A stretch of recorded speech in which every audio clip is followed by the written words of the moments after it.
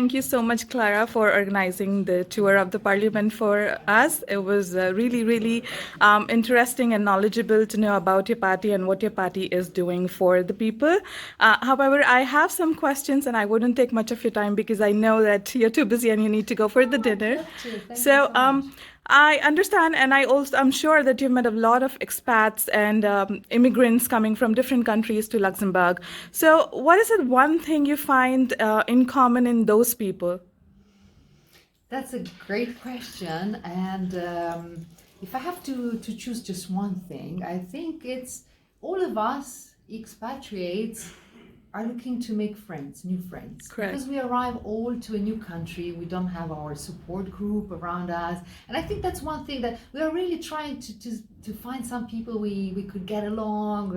It could be two people, it could be 10, depending on how sociable we are or how extrovert we are. But I think this is one thing that is common to all of us.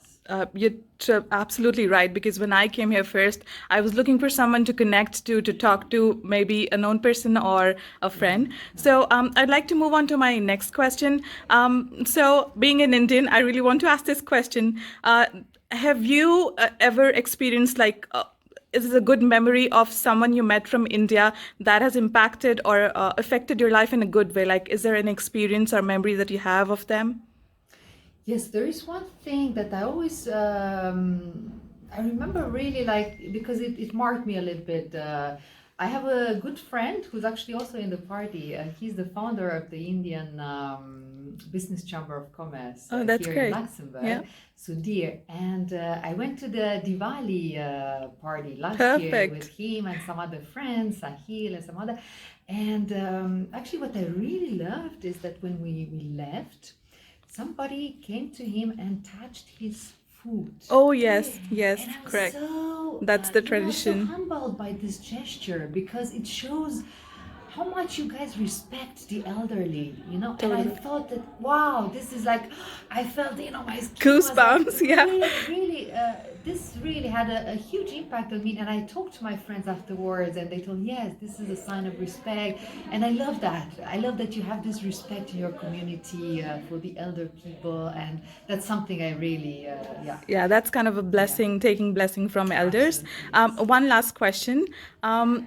What comes in your mind when you first hear the word, like the country India?